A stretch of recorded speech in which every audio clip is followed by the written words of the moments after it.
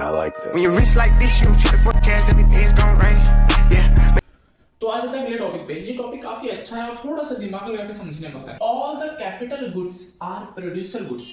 सारी की सारी कैपिटल गुड्स प्रोड्यूसर गुड्स होती हैं, लेकिन all the producer goods are not capital goods. लेकिन सारी की सारी प्रोड्यूसर गुड्स कैपिटल गुड नहीं होती। एक में कहता होती है, एक में कहता नहीं होती है। गलत बात है। चलो हम देखते हैं कि भाई ये सही कह रहा है कि गलत कह रहा है। तो पहली लाइन क्या बोली है कि भाई जितनी भी कैपिटल गुड्स हैं, जितनी भी कैपिटल गुड्स हैं वो क्या होती है। तो पहली बात क्या है भाई कि कैपिटल गुड्स क्या होती है। वो सारी गुड्स होती है जो प्रोड्यूसर, हमने पढ़ा है कि जो प्रोड्यूसर क्या करता है, खरीदता है और उसे इस्तेमाल करता है in the process of production.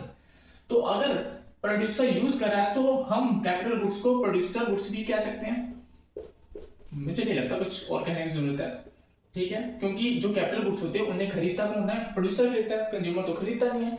तो पहली लाइन तो ठीक है कि all the capital goods are producer goods, बिल्कुल ठीक है। अब समझते हैं जो एक प्रोड्यूसर होता है वो प्रोडक्शन करने के लिए कैपिटल गुड्स तो यूज करता ही है। कैपिटल गुड्स मतलब मशीन्स वगैरह यूज तो करता ही है। उसके अलावा वो एक और चीज यूज करता है जिसे हम कहते हैं रॉ मटेरियल। रॉ मटेरियल क्या होती है, इंटरमीडिएट गुड्स, है ना। मतलब प्रोड्यूसर गुड्स में ज्यादा चीजें आती है, बिल्कुल प्रोड्यूसर गुड्स में ज्यादा चीजें आती है। तो क्या हम ये कहना ठीक रहेगा कि all the producer goods are not capital goods.